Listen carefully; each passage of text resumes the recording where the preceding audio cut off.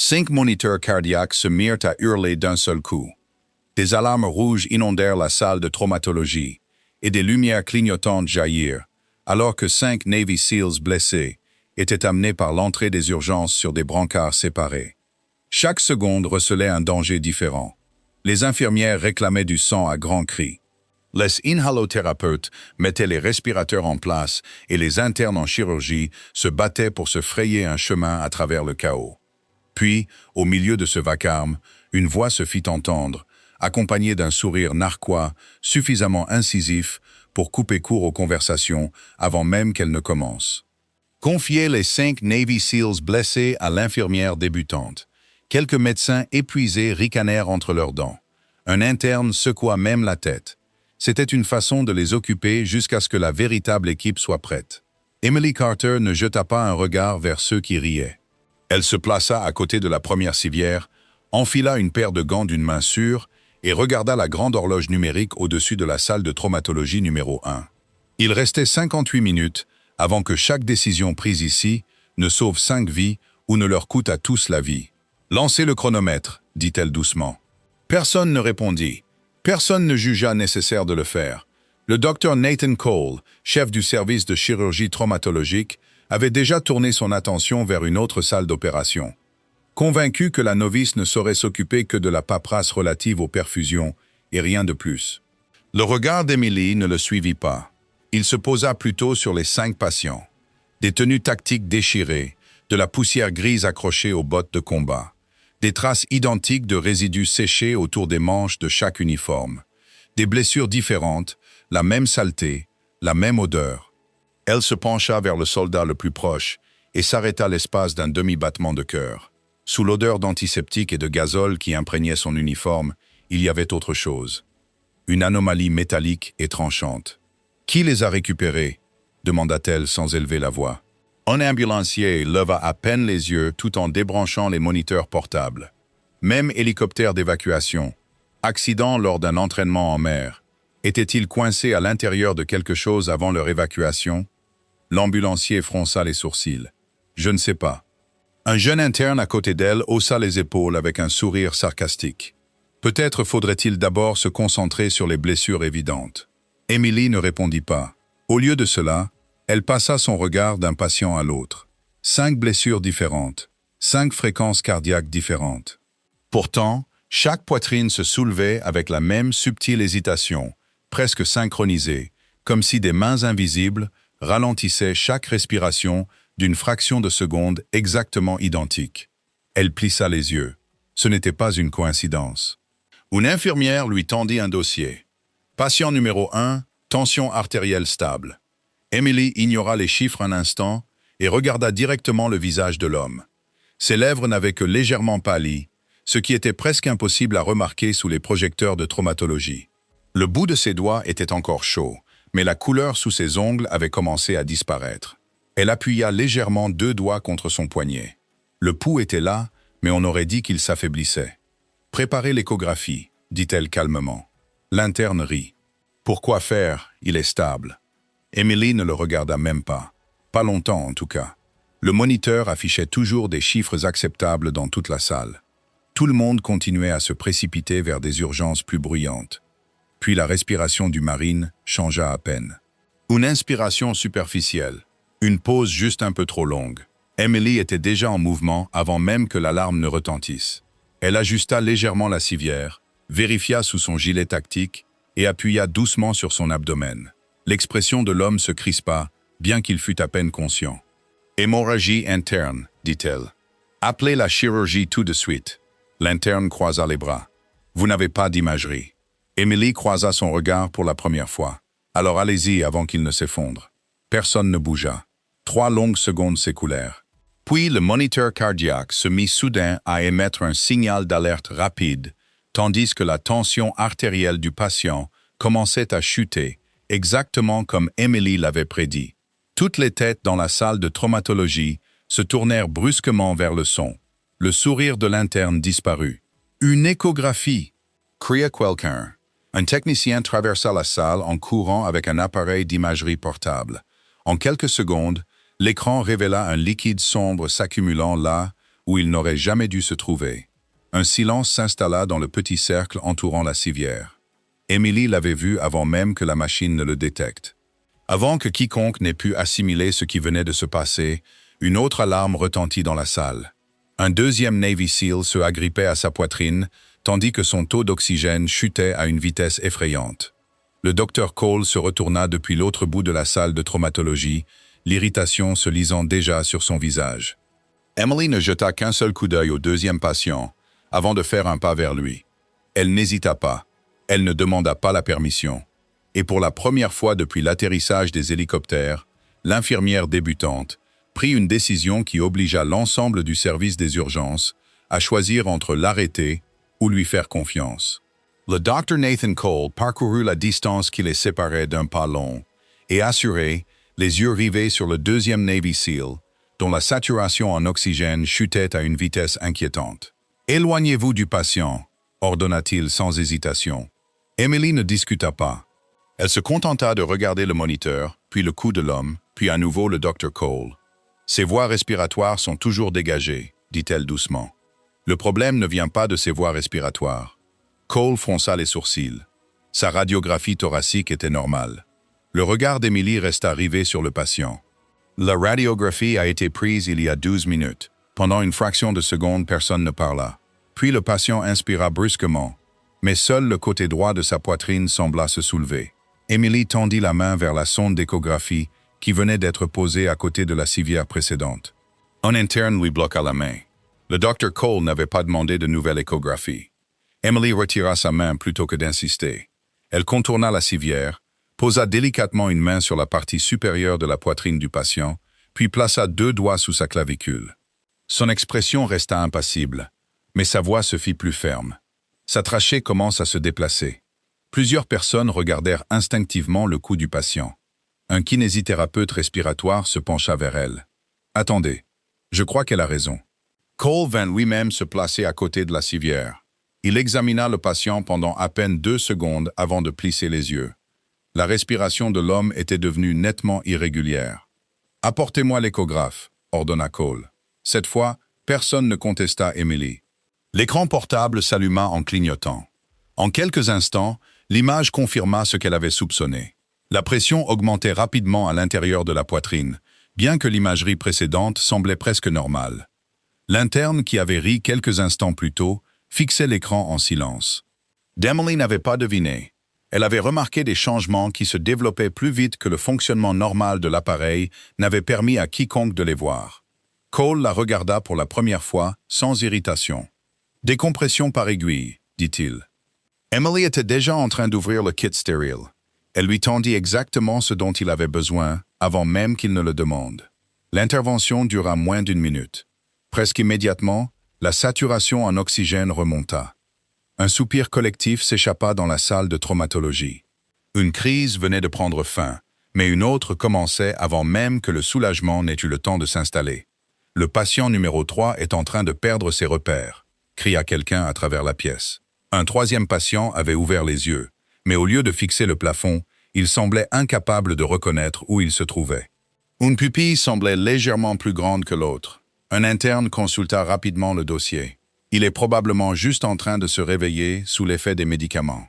Emily jeta un coup d'œil dans sa direction, tout en préparant le matériel. Non. La réponse fut murmurée, mais tout le monde l'entendit. Vérifie à nouveau ses pupilles dans 30 secondes. L'interne grimaça de frustration, mais obéit quand même. 30 secondes plus tard, son expression changea. « Docteur, la différence s'accentue. » Cole s'approcha immédiatement. Emily ne le suivit pas. Elle se dirigea plutôt vers le 4e patient, dont le rythme respiratoire avait commencé à changer d'une manière que personne d'autre ne semblait remarquer. Elle écouta un instant, avant de demander discrètement à une autre infirmière depuis combien de temps il avait été transféré depuis l'hélicoptère. Environ 24 minutes. Emily acquiesça, presque pour elle-même. 24 minutes. Elle balaya du regard les 5 brancards. Le premier présentait une hémorragie interne cachée. Le deuxième présentait une augmentation tardive de la pression intrathoracique. Le troisième montrait un léger déclin neurologique, ainsi que diverses blessures. Pourtant, chaque changement dangereux semblait survenir selon un calendrier invisible. Elle se dirigea vers un tableau blanc fixé à côté du poste des infirmières et emprunta un marqueur. Sans donner d'explication, elle écrivit 5 noms dans une colonne verticale. À côté de chaque nom, elle nota une heure différente. Une infirmière fronça les sourcils. « C'est quoi ça ?» Emily referma le marqueur. C'est le moment où chacun d'entre eux a cessé de paraître stable. Personne ne comprenait pourquoi. De l'autre côté de la salle, Cole remarqua la liste alors qu'il dirigeait son équipe. Il faillit poser la question, mais une autre alarme l'interrompit. Le 4e patient toussa soudain violemment, luttant pour respirer, alors même que son tube à oxygène restait parfaitement en place. Emily fut la première à l'atteindre. Elle n'augmenta pas le débit d'oxygène. Elle examina ses lèvres, puis ses yeux, puis le résidu gris encore coincé dans les coutures de ses gants tactiques. Ses doigts s'arrêtèrent l'espace d'un instant. Cette même odeur métallique était toujours là. Elle souleva lentement l'un des gants et fixa la fine poudre grise coincée sous le tissu. Derrière elle, l'un des agents de sécurité de l'hôpital s'approcha de l'entrée du service de traumatologie. Il parlait d'un ton pressant avec un officier de la marine qui venait d'arriver, portant une mallette noire scellée, marquée uniquement d'une simple étiquette d'inventaire du gouvernement. Aucun des 2 hommes n'entra dans la zone de soins. Ils se contentèrent de rester debout devant les portes vitrées, observant les 5 civières dans un silence complet. Emily ne les vit pas. Son attention restait rivée sur l'étrange résidu recouvrant les gants, tandis qu'une seule pensée traversait son visage pour la première fois de la nuit. Non pas la peur, mais la reconnaissance. Et avant qu'elle n'ait pu prononcer un mot de plus, le rythme cardiaque du 4e patient changea d'une manière qui fit instantanément retentir tous les moniteurs de la salle. Tous les moniteurs de la salle de traumatologie semblaient adopter le même rythme de panique. Le rythme cardiaque du 4e Navy SEAL s'accéléra tandis que sa respiration devenait de plus en plus saccadée à chaque seconde qui passait. Un inhalothérapeute tendit instinctivement la main pour augmenter le débit d'oxygène, mais Emily intercepta ce geste d'une voix calme avant que quiconque ne touche aux commandes. N'augmentez pas le débit. L'inhalothérapeute se figea, plus surpris par sa certitude que par ses mots. Le docteur Nathan Cole se tourna vers elle d'un regard perçant. « Expliquez-vous. » Emily examinait déjà la poitrine de l'homme, puis ses poignets, puis le résidu gris coincé sous les coutures de ses gants. Son apport en oxygène n'est pas le problème principal. Si nous nous précipitons sur le moniteur avant d'en comprendre la cause, nous perdons du temps. Cole hésita. Quelques minutes plus tôt à peine, elle avait identifié 2 urgences cachées avant tout le monde. Cette hésitation dura juste assez longtemps pour qu'Emily s'agenouille près de la civière et examine le rythme respiratoire du patient plutôt que les chiffres qui clignotaient au-dessus de lui. Elle écouta attentivement, repositionna ses épaules de quelques pouces seulement, puis demanda à une autre infirmière de préparer le matériel de dégagement des voies respiratoires, mais de ne pas l'utiliser tout de suite. La salle observait la scène dans un silence tendu. La respiration du patient resta laborieuse pendant plusieurs longues secondes avant de s'apaiser soudainement. La saturation en oxygène remonta lentement au lieu de s'effondrer. Personne ne se réjouit. Ils se contentèrent de détourner leur regard du moniteur pour le porter sur l'infirmière débutante, qui venait de résoudre une nouvelle crise, sans se précipiter vers la solution la plus évidente. L'interne, qui l'avait ignorée un peu plus tôt, baissa les yeux vers le sol. Comment a-t-elle su? Murmura-t-il, mais personne ne répondit, car un autre problème était déjà en train de se présenter. De l'autre côté de la salle, le patient numéro 3 devenait de plus en plus désorienté. Il essaya de lever un bras, puis s'arrêta à mi-chemin, comme s'il oubliait pourquoi il avait bougé. Emily traversa la salle de traumatologie avant même que quiconque ne l'appelle. Elle dirigea la lueur d'un stylo-lampe vers ses yeux, observa la réponse retardée, puis vérifia discrètement les barrières latérales du brancard, les fixant avec une efficacité acquise par l'expérience, avant de poser doucement une main sur son épaule. « Restez avec moi », dit-elle. Son ton ne trahissait aucune panique, seulement une confiance inébranlable. Le patient cessa de se débattre presque immédiatement en entendant sa voix, malgré la confusion qui assombrissait son expression. Cole remarqua quelque chose d'étrange. Elle avait parlé exactement comme les équipes expérimentées de soins intensifs calmaient souvent les blessés de guerre, et non comme on le ferait avec des civils effrayés. Avant qu'il n'ait le temps de s'attarder sur cette pensée, Emily demanda une fiche d'évaluation neurologique sans quitter le patient des yeux. « Une infirmière la lui tendit machinalement. Oubliant presque qu'il y a quelques minutes à peine, personne ne s'attendait à ce que la novice prenne les choses en main. Emily notait les changements subtils à intervalles réguliers au lieu d'attendre les intervalles prévus. L'interne regarda par-dessus son épaule. D'habitude, on réévalue toutes les 15 minutes. Emily continua à écrire. Il n'a pas 15 minutes. Personne ne l'a contredit. 5 minutes plus tard, l'examen suivant confirma que les changements neurologiques avaient évolué exactement comme elle l'avait prédit. Cette fois, l'interne ne discuta pas. Il se contenta de mettre à jour le dossier avec une urgence discrète qui régnait dans la salle de traumatologie. L'atmosphère avait changé. Les rires avaient disparu. Les ordres n'étaient plus ignorés simplement parce qu'ils venaient de la nouvelle infirmière. Pourtant, personne ne comprenait pourquoi son instinct semblait devancer les machines, l'imagerie médicale, les protocoles. Derrière les portes vitrées, l'officier de la marine, tenant la mallette noire scellée, restait immobile. Son regard suivait Emily, tandis qu'elle se faufilait entre les brancards, avec une efficacité remarquable, sans jamais faire un pas en trop, sans jamais élever la voix. À ses côtés, le responsable de la sécurité de l'hôpital demanda à voix basse « Vous la connaissez ?» L'officier ne répondit pas tout de suite. Au lieu de cela, il regarda Emily serrer une perfusion intraveineuse d'un nœud si précis qu'une des infirmières de traumatologie les plus âgées s'arrêta une demi-seconde, fixant ses mains avec une expression qu'elle ne pouvait expliquer. Ce n'était pas le nœud en lui-même, c'était la rapidité, l'assurance, la mémoire musculaire qui se cachait derrière. Emily finit de fixer la perfusion et tapota instinctivement le tube 2 fois avant de s'éloigner. Une petite habitude qui semblait automatique, plutôt que délibérée. Une infirmière aux cheveux gris fronça les sourcils. « Je n'ai vu que des infirmiers militaires faire ça. » Emily ne réagit pas. Elle était déjà de retour devant le tableau blanc. Les 5 noms figuraient toujours à côté de 5 heures différentes. Elle les examina un instant, avant d'ajouter une nouvelle colonne. Sous chaque patient, elle nota la minute exacte à laquelle la première aggravation inattendue était apparue. Elle prit du recul, son regard passant du tableau au brancard, puis revenant vers le tableau.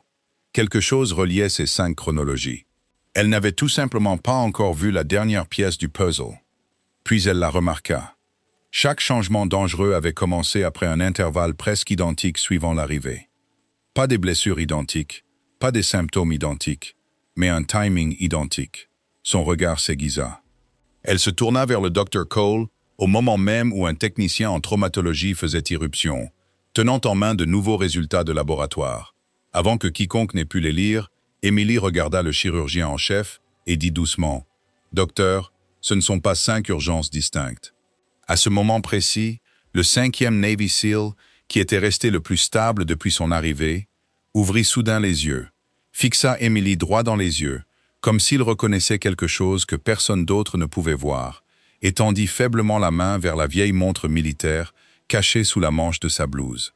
La main tremblante du 5e Navy SEAL s'arrêta à quelques pouces seulement de la manche d'Emily, avant que ses forces ne l'abandonnent et que son bras ne retombe sur la civière. Ses yeux se refermèrent, mais pas avant de s'attarder sur la vieille montre cachée sous la manchette de sa blouse. Emily ne regarda pas la montre. Elle fixa plutôt le moniteur au-dessus de lui. Son rythme cardiaque restait régulier, mais quelque chose d'autre avait changé.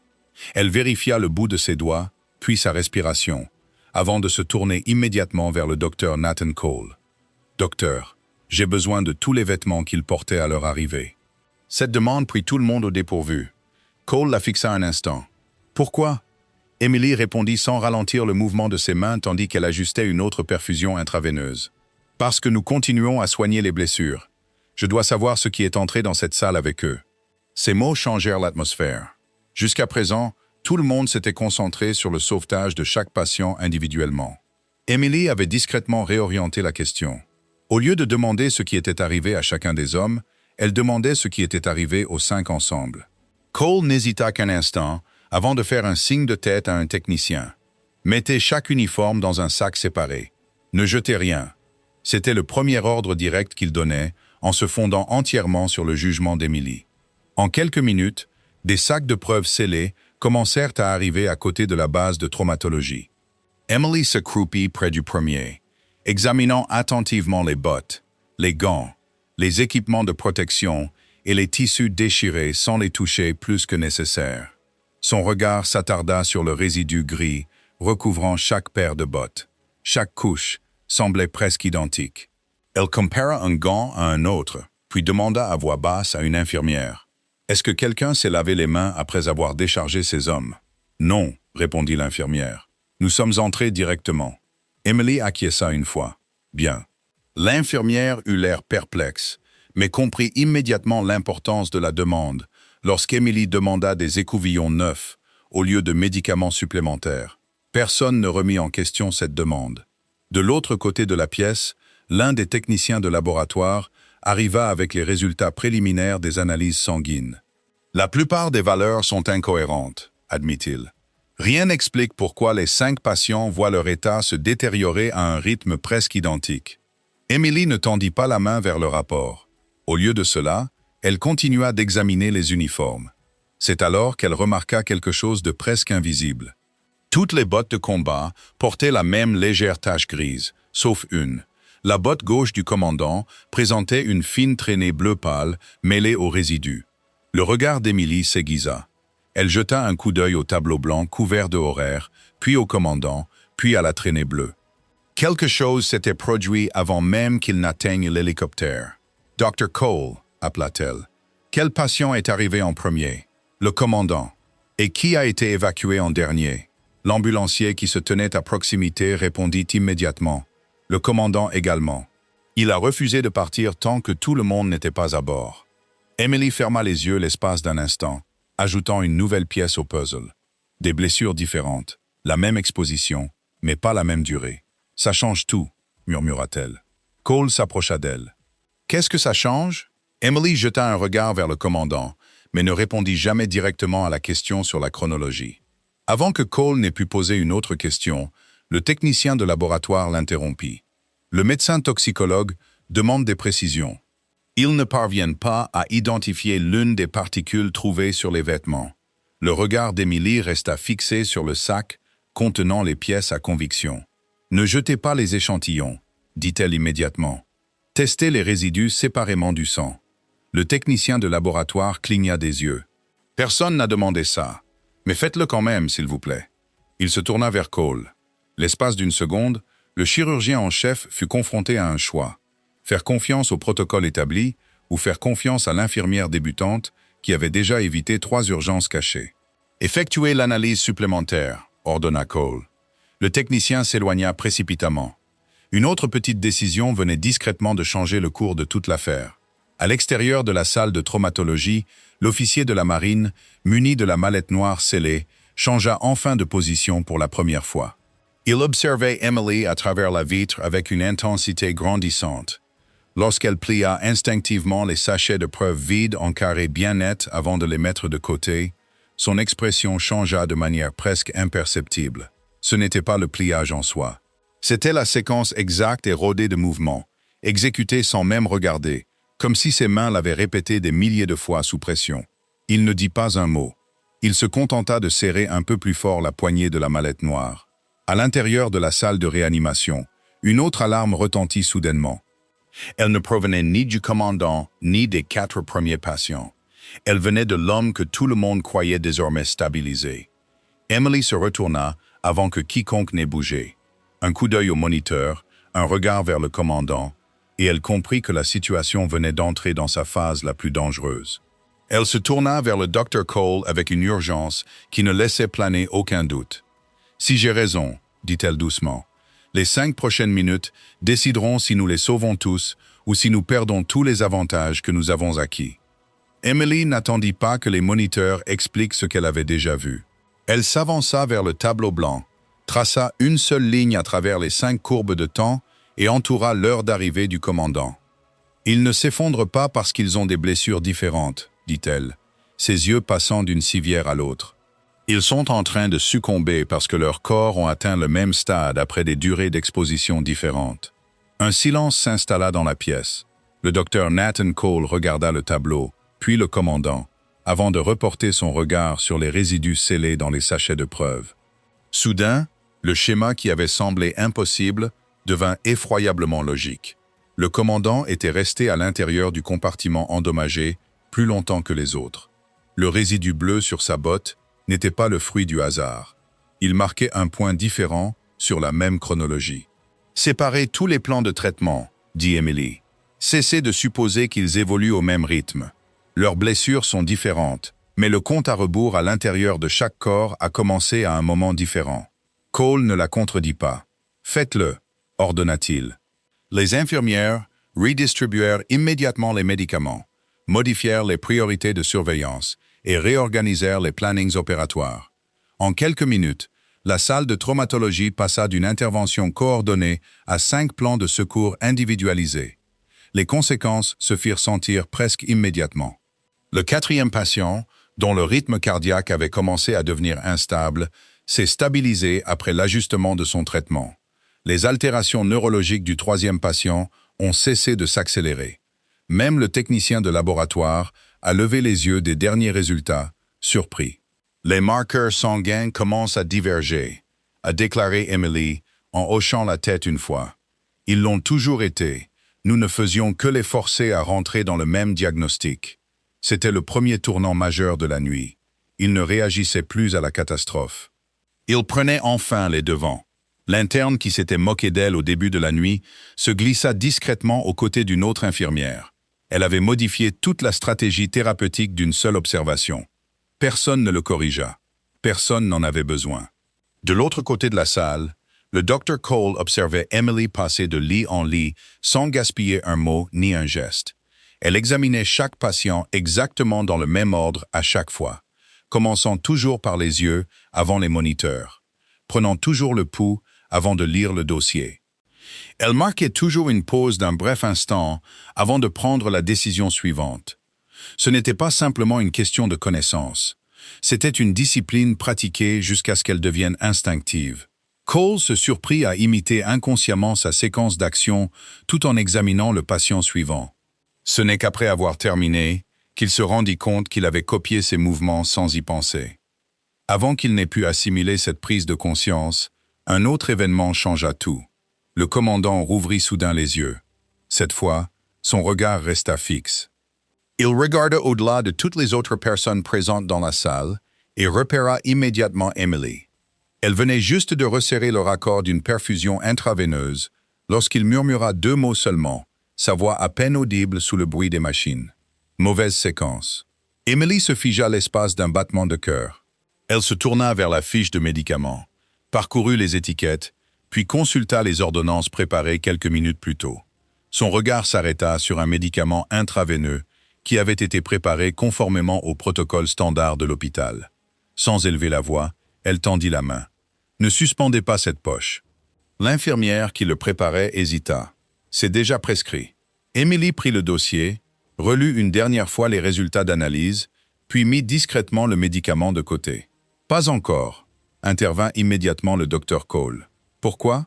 Emily ne désigna pas le médicament, mais l'écran du commandant.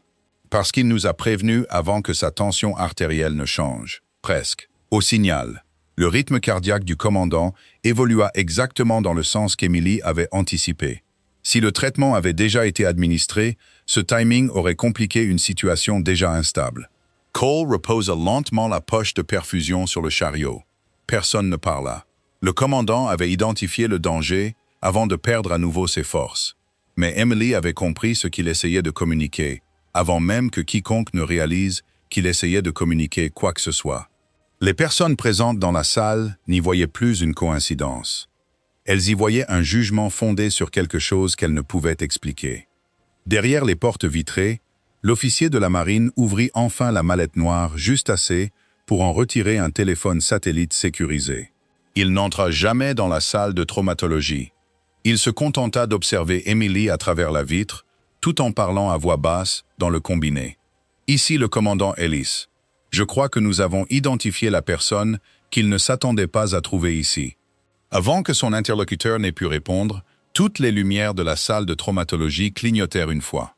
L'alimentation de secours se déclencha brièvement et un bip électronique strident retentit depuis le système central d'oxygène. Emily leva instantanément les yeux. Les moniteurs fonctionnaient toujours, mais le manomètre alimentant la salle de traumatologie avait commencé à chuter, et elle savait que si le système d'oxygène tombait en panne à ce moment-là, tous les avantages qu'ils avaient péniblement acquis au cours des 50 dernières minutes disparaîtraient en quelques secondes. Emily tourna la tête vers le manomètre central d'oxygène avant que quiconque n'ait remarqué le changement. L'aiguille descendait lentement, presque poliment, mais dans une salle de traumatologie accueillant 5 patients gravement blessés, lentement, était encore trop rapide. Alimentation manuelle au chevet de chaque patient, ordonna-t-elle calmement, tout en se dirigeant déjà vers l'armoire à matériel. Personne ne remit en question l'ordre.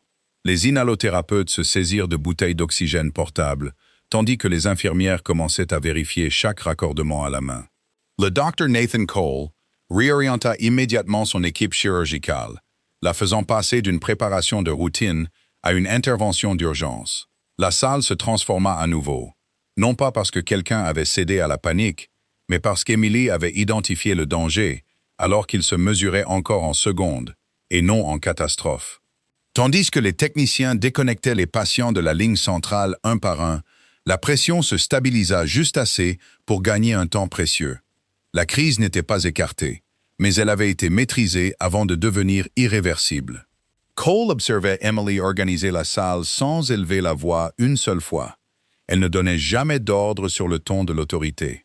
Elle parlait simplement, et les gens se mettaient en mouvement avant même de se rendre compte qu'ils étaient d'accord avec elle. Tandis qu'une autre infirmière s'occupait d'une bouteille d'oxygène portable, Emily vérifia instinctivement chaque régulateur dans le même ordre précis, de gauche à droite, puis revint au chevet du chef d'équipe sans jamais baisser les yeux vers la liste de contrôle accrochée à l'équipement. Une inhalothérapeute expérimentée s'arrêta discrètement aux côtés de Cole. Elle ne regarda jamais les instructions. Cole répondit sans quitter Emily des yeux. Elle n'en avait pas besoin. Avant que l'un ou l'autre des hommes n'ait pu ajouter un mot, le technicien de laboratoire revint en hâte, muni des résultats toxicologiques mis à jour. Les résidus prélevés sur les uniformes sont différents de ceux des échantillons de sang, exactement comme elle l'avait demandé, rapporta-t-il, encore à bout de souffle. Il y avait une contamination environnementale qui aurait été masquée si nous avions regroupé les analyses. Emily ne prit le rapport que le temps de vérifier une seule valeur avant de le rendre. Elle ne se réjouit pas d'avoir eu raison. Au lieu de cela, elle rayait discrètement une autre possibilité du tableau blanc et réécrivait la priorité de traitement à côté du nom du commandant. Chaque correction qu'elle apportait réduisait l'incertitude. Pourtant, chaque réponse révélait une nouvelle couche de responsabilité qui pesait sur ses épaules. L'une des jeunes infirmières l'observait effacer et réécrire le tableau avec une précision remarquable. « Elle n'hésite jamais après avoir pris une décision », murmura-t-elle. L'infirmière plus âgée, qui se tenait à côté d'elle, secoua doucement la tête. Non, elle hésite avant de se décider. C'est là toute la différence. Emily n'entendit aucune d'elles. Son attention restait rivée sur les patients, mais alors qu'elle resserrait la sangle pour fixer une bouteille d'oxygène portable, sa manche glissa juste assez pour dévoiler la vieille montre militaire qu'elle portait en dessous. Le verre fissuré refléta les lumières de la salle de traumatologie pendant une fraction de seconde avant qu'elle ne remette discrètement sa manche en place. Le commandant, oscillant entre épuisement et lucidité, l'aperçut. Quoi qu'il en soit, son regard s'adoucit, laissant transparaître quelque chose qui ressemblait moins à de la surprise qu'à un souvenir. Il tenta de parler, mais aucun son ne sortit. Emily se contenta de poser légèrement 2 doigts sur son poignet jusqu'à ce que sa respiration se stabilise à nouveau. Elle ne lui demanda jamais ce qu'il avait essayé de dire. À l'extérieur, le commandant de la salle de traumatologie, Ellis, raccrocha le téléphone satellite après une brève conversation et resta debout en silence.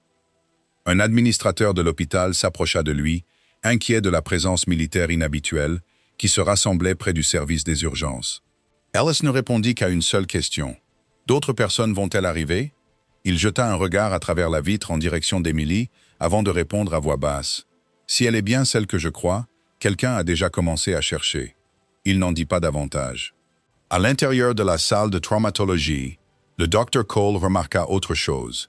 Chaque fois qu'Emily finissait de stabiliser un patient, elle se tournait automatiquement vers les 4 autres pour les examiner avant de s'accorder ne serait-ce qu'une seule inspiration profonde. Elle ne se réjouissait jamais d'un succès tant qu'une autre vie dépendait encore de son attention. Cette habitude ne ressemblait pas à de la confiance en soi.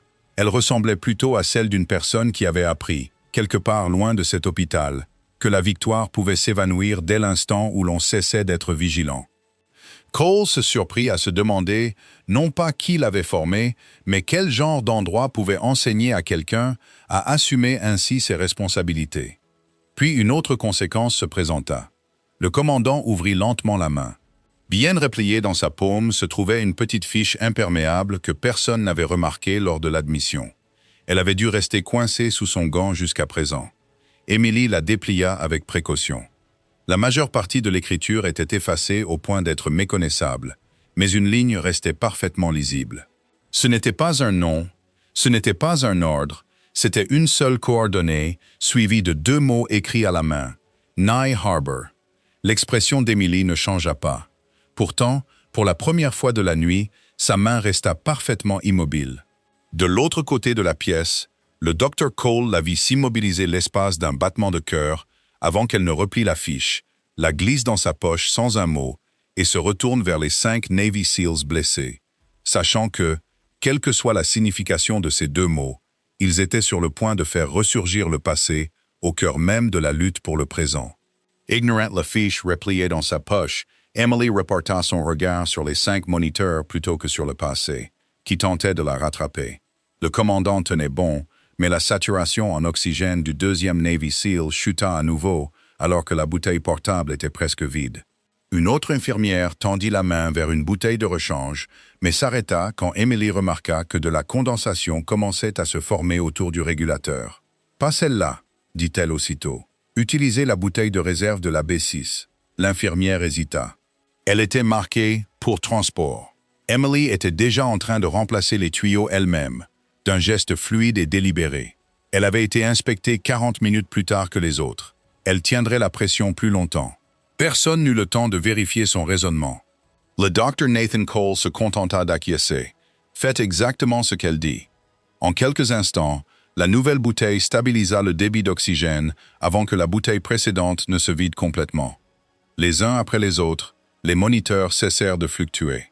La respiration du commandant s'approfondit. Le rythme cardiaque du 4e patient se stabilisa. Les examens neurologiques du 3e patient cessèrent enfin de s'aggraver. Le tableau blanc qu'Emily avait élaboré au cours des 58 dernières minutes était devenu réalité. Il ne survivait plus par chance. Il survivait parce que quelqu'un avait repéré la tendance avant qu'elle ne devienne fatale. Pour la première fois depuis l'atterrissage des hélicoptères, le service des urgences redevint silencieux. Personne ne parlait. Personne ne se réjouissait. Les seuls sons qui subsistaient étaient ceux de 5 moniteurs cardiaques synchronisés, battant avec une assurance imperturbable. Le Dr. Cole retira lentement ses gants et regarda Emily de l'autre côté de la salle de traumatologie. Moins d'1 heure plus tôt, il lui avait confié 5 Navy SEALs blessés, sur le ton de la plaisanterie. À présent, chacun d'entre eux était en vie, parce qu'elle avait refusé de traiter 5 blessures distinctes et avait au contraire identifié une même blessure cachée, qui se manifestait chez chacun d'eux. Avant qu'il n'ait pu prononcer un mot, le commandant Ellis fit enfin son entrée dans la salle de traumatologie, portant la mallette noire qui était restée fermée toute la nuit. Tous les membres du personnel médical s'écartèrent instinctivement. Il se dirigea droit vers Emily, s'arrêtant à quelques pieds d'elle. Il ne salua pas. Il se contenta d'étudier son visage, puis laissa son regard se poser sur la montre militaire fissurée, désormais partiellement visible sous sa manche. Emily soutint son regard sans parler. Ellis ouvrit silencieusement la mallette et en retira un dossier d'identification sécurisé. Il compara une photographie à l'intérieur avec la femme qui se tenait devant lui, puis la referma sans la montrer à personne d'autre. « On m'avait dit que le dossier était scellé », dit-il doucement. Emily répondit tout aussi doucement. « C'était le cas », acquiesça Ellis d'un signe de tête. Infirmière chirurgicale senior des opérations spéciales Emily Carter, détachement de soutien médical de Night Harbor. Ces mots ne furent pas prononcés avec surprise. Ils furent prononcés avec certitude, ne faisant que confirmer ce que tout le monde dans la pièce avait déjà constaté à travers ses actes. Aucune médaille n'était exposée. Aucune histoire classée secret ne fut racontée. Ce titre n'expliquait rien que ses mains n'aient déjà prouvé. Le docteur Cole baissa la tête un bref instant, se remémorant chaque mot sarcastique qu'il avait prononcé moins d'une heure auparavant. Emily ne réagit pas à cette remarque. Elle s'était déjà retournée vers le commandant, vérifiant délicatement la perfusion une dernière fois avant de remettre sa couverture en place. Le commandant rouvrit lentement les yeux et esquissa un sourire à peine perceptible. « Tu vérifies toujours tout le monde 2 fois, murmura-t-il. Emily répondit par un hochement de tête à peine perceptible. « Je le ferai toujours. » Il n'y avait aucune fierté dans sa voix, seulement un sens tranquille des responsabilités. Dans la salle, les infirmières échangèrent des regards, comprenant enfin pourquoi elles ne se détendaient jamais dès qu'un patient allait mieux, pourquoi elles regardaient toujours les gens avant les moniteurs, pourquoi elles s'interrogeaient sur les délais plutôt que sur les apparences. Ces habitudes n'avaient pas été apprises dans les manuels. Elles avaient été acquises là où la perfection était exigée, car l'échec portait des noms plutôt que des statistiques. Le docteur Cole s'avança jusqu'à se tenir à ses côtés. Pendant plusieurs longues secondes, il chercha quelque chose de digne à dire, puis abandonna toutes les excuses qu'il avait préparées. « Je les ai données à l'infirmière débutante », admit-il à voix basse. Emily regarda les 5 patients en convalescence avant de répondre. « Vous les avez données à celle qui se trouvait ici. » Cole secoua lentement la tête. « Non, je les ai données à la bonne personne sans le savoir. » Ces mots restèrent suspendus dans le silence de la salle de traumatologie, tandis que chaque membre du personnel acceptait en silence la même vérité. Le respect était là bien avant que le dossier ne soit ouvert. Le commandant Ellis referma la mallette noire et s'apprêta à partir sans poser d'autres questions. Mais avant d'atteindre la porte, il s'arrêta. « Il y a encore une chose, » dit-il.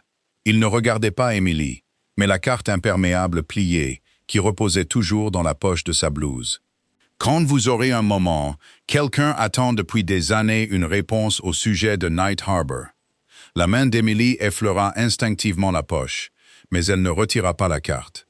Elle regarda une fois de plus les 5 Navy SEALs dont la vie venait d'être sauvée. Puis vers le couloir silencieux, au-delà de la salle de traumatologie, réalisant que même si la bataille à l'intérieur de l'hôpital avait enfin pris fin, le parcours qui l'attendait, derrière ces 2 mots écrits à la main, ne faisait que commencer. Le service des urgences ne ressemblait plus à un champ de bataille. Les alarmes qui avaient envahi la salle moins d'1 heure plus tôt avaient cédé la place au rythme serein de 5 moniteurs cardiaques réguliers. Les infirmières se déplaçaient plus lentement à présent, non pas parce qu'il y avait moins de travail, mais parce que l'espoir était enfin revenu à chaque lit. Emily Carter passait d'un Navy SEAL à l'autre, exactement comme elle l'avait fait toute la nuit, vérifiant chaque perfusion, chaque rythme respiratoire, chaque dossier avant même que quiconque ne le lui demande. Son rythme n'avait en rien changé après que le commandant Ellis eut confirmé qui elle avait été autrefois. Elle ne se tenait pas plus droite et n'acceptait pas non plus l'attention qui la suivait discrètement à travers la salle de traumatologie. Aux yeux de tous les autres, elle était devenue extraordinaire. Pour Emily, il y avait encore 5 patients qui avaient besoin d'un nouvel examen minutieux. Le docteur Nathan Cole la regarda terminer les mêmes vérifications qu'elle avait commencées 58 minutes plus tôt. Sans dire un mot, il se dirigea vers le poste des infirmières où le tableau blanc affichait toujours les horaires qu'Emily avait écrits à la main. Il prit le marqueur, regarda le tableau un instant, puis effaça discrètement la mention provisoire qu'un autre interne avait écrite en plaisantant plus tôt dans la soirée à côté de la mission d'Emily. Les mots « infirmière débutante » disparurent sous un lent passage de l'effaceur. À leur place, il écrivit un seul mot « Emily ». Il recula sans rien dire. Les internes à proximité furent les premiers à le remarquer. Personne ne rit cette fois-ci. L'un après l'autre, ils se contentèrent d'acquiescer avant de reprendre le travail, avec une attitude légèrement différente de celle qu'ils avaient au début de leur service. De l'autre côté de la salle, le jeune interne qui avait contesté presque toutes les décisions d'Emily s'approcha du chariot à médicaments. Il marqua une pause avant de préparer le traitement du patient suivant, jeta un coup d'œil vers Emily, puis reproduisit son geste sans s'en rendre compte. Il examina le patient avant de consulter le moniteur. Ce n'est qu'après avoir vu le visage de l'homme qu'il lut les chiffres à l'écran. Emily remarqua ce changement depuis l'autre bout de la salle, mais ne dit rien. L'infirmière en traumatologie plus âgée debout à ses côtés, sourit discrètement. Certaines leçons n'étaient jamais enseignées pendant la formation initiale. On les apprenait en observant quelqu'un qui n'avait jamais demandé à être imité. Le commandant Ellis s'apprêtait à quitter l'hôpital, portant une fois de plus la mallette noire. Alors qu'il atteignait la porte, il se retourna pour jeter un dernier regard. Emily aidait une aide-soignante à remettre en place une couverture qui avait glissé de l'épaule d'un patient. Il n'y avait ni caméra, ni cérémonie militaire, ni journaliste attendant dehors. Elle était déjà redevenue invisible, exactement comme elle l'avait voulu. Ellis referma la mallette sans un mot et s'éloigna avec le même respect discret qu'il avait manifesté en entrant. Près du lit du commandant, le Navy SEAL en convalescence ouvrit lentement les yeux une nouvelle fois. Sa voix restait faible, mais cette fois, elle dégageait de la chaleur plutôt que de l'urgence. « On commence toujours par les yeux », murmura-t-il. Emily ajusta l'oreiller sous sa tête et esquissa le plus petit sourire de la nuit. Les gens vous disent ce que les machines n'ont pas encore compris. Le commandant laissa échapper un rire à peine perceptible avant de se rendormir. Le docteur Cole entendit cet échange à quelques pieds de là. Il regarda les moniteurs qui, autrefois, dominaient toute la pièce, puis se tourna à nouveau vers les patients eux-mêmes. Pour la première fois en plusieurs décennies de médecine d'urgence, il prit conscience à quel point il avait souvent laissé les chiffres parler avant les gens. La leçon s'ancra silencieusement en lui, bien plus profondément que n'importe quelle excuse n'aurait pu le faire. Emily ressembla ses gants, les retira et se dirigea vers l'évier de la salle de pause pour se laver les mains. Alors qu'elle retroussait ses manches, la montre militaire fissurée disparut à nouveau sous le tissu. Elle plongea la main dans sa poche et sentit la carte imperméable plier pendant une seconde à peine avant de la laisser exactement où elle était. Quoi qu'il y ait au-delà de ces deux mots, Night Harbor pouvait attendre encore un peu. Cette nuit-là appartenait aux 5 hommes qui allaient se réveiller parce qu'on leur avait donné une nouvelle chance. Avant de quitter la salle de traumatologie, Emily leva les yeux vers la grande horloge numérique fixée au-dessus de l'entrée. 58 minutes s'étaient écoulées depuis qu'elle avait murmuré « Lancez le chronomètre ». Elle esquissa un sourire presque imperceptible, éteignit d'un léger geste de la main le chronomètre inutilisé sur le tableau blanc, puis se dirigea vers la prochaine sonnette d'appel qui clignotait déjà au bout du couloir. Derrière elle, 5 moniteurs continuaient de battre leur rythme serein, et pour la première fois de la nuit, l'hôpital ne se tut pas par peur. Il resta silencieux parce que toutes les personnes qui avaient été témoins de ces 58 minutes comprenaient enfin que la véritable grandeur n'arrivait jamais en réclamant l'attention. Elle se remettait simplement au travail. La lumière du matin remplaçait peu à peu la lueur blanche et crue des projecteurs de la salle de traumatologie, tandis que le centre médical Saint-Gabriel retrouvait le rythme plus serein d'une nouvelle garde. Les 5 Navy SEALs restaient sous étroite surveillance, leurs moniteurs oscillant avec une confiance calme et régulière, et non plus au rythme d'alarme désespéré. Les infirmières échangeaient leurs rapports d'une voix plus douce que d'habitude, et plus d'une d'entre elles s'arrêtait un instant avant de quitter le chevet d'un patient, prenant le temps de le regarder avant de jeter un œil au moniteur. Personne n'avait ordonné ce changement. C'était simplement devenu la façon dont les choses se passaient désormais. Au poste des infirmières, le tableau blanc qu'Emily Carter avait rempli de chronologie au cours des 58 minutes les plus longues de la nuit restait intact. L'équipe de nettoyage avait effacé toutes les notes provisoires de la garde précédente, à l'exception de cette simple séquence d'observation. Le Dr Nathan Cole s'arrêta devant le tableau avant la tournée matinale. Il examina les horaires manuscrits pendant plusieurs secondes de silence, puis prit un marqueur et ajouta une petite phrase en dessous. « Regardez le patient avant de regarder les chiffres. » Il reposa le marqueur sans signer son nom. Le jeune interne qui avait douté d'Emily dès le début remarqua le message alors qu'il préparait son premier bilan de patient de la journée. Sans y réfléchir, il entra dans la chambre, salua le patient, examina son visage, sa respiration et ses mains avant de jeter un coup d'œil au moniteur posé à côté du lit. Ce n'est qu'après coup qu'il se rendit compte qu'il avait reproduit à l'identique la routine d'Emily. Il sourit intérieurement, non pas parce que quelqu'un l'avait corrigé, mais parce qu'il comprenait désormais pourquoi cela comptait. Non loin de là, une infirmière expérimentée en traumatologie repliait silencieusement une couverture propre sur les épaules d'un SEAL en convalescence, avec la même précision minutieuse qu'Emily avait montrée quelques heures plus tôt. De petites habitudes avaient commencé à se répandre dans le service, non pas comme des règles, mais comme des exemples. Dans une salle de réveil, Le commandant ouvrit lentement les yeux et découvrit la couverture repliée posée soigneusement sur sa poitrine, ainsi que sa canule à oxygène, fixée avec le même soin qu'Emily préférait toujours. Elle n'était nulle part dans les parages. Elle était déjà passée à d'autres patients, à d'autres responsabilités. Une autre journée comme les autres. Le commandant jeta simplement un regard vers le couloir un instant avant de refermer les yeux, envahi d'une gratitude sereine. Au bout du couloir, Emily poussait un chariot de soins vers une autre chambre de patient, transportant des pansements neufs, du linge propre et une tasse d'eau tiède pour une femme âgée qui venait d'arriver quelques minutes plus tôt. Aucun officier ne la suivait. Personne n'annonçait son nom. La montre fissurée restait cachée sous la manche de sa blouse, et la carte imperméable restait soigneusement pliée dans sa poche. Elle n'était jamais venue à l'hôpital en quête de reconnaissance. Et maintenant que cette reconnaissance l'avait enfin trouvée, cela ne changeait rien à la façon dont elle s'occupait des gens. En entrant dans la chambre, la patiente effrayée s'excusa d'avoir appuyé tant de fois sur le bouton d'appel. Emily se contenta de sourire, ajusta l'oreiller de la femme et dit doucement « Vous avez fait exactement ce que vous deviez faire ». La tension disparut presque aussitôt du visage de la femme. À l'extérieur de la chambre, le docteur Cole observait la scène à travers la petite vitre avant de se diriger vers son patient suivant. Il n'interrompit pas la scène. Il n'en avait pas besoin. Certains moments devaient rester tels quels. Avant de quitter son service pour la journée, Emily passa une nouvelle fois sous la grande horloge numérique suspendue au-dessus de l'entrée des urgences.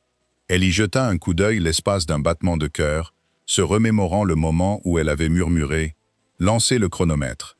Alors qu'une salle entière s'attendait à ce qu'elle échoue, le chronomètre s'était arrêté. Mais la leçon, elle, était loin d'être terminée. Elle redressa le badge d'identification accroché à sa blouse, remit en place sa carte de fourniture d'une légère pression, puis continua à marcher vers la prochaine personne qui avait besoin d'aide.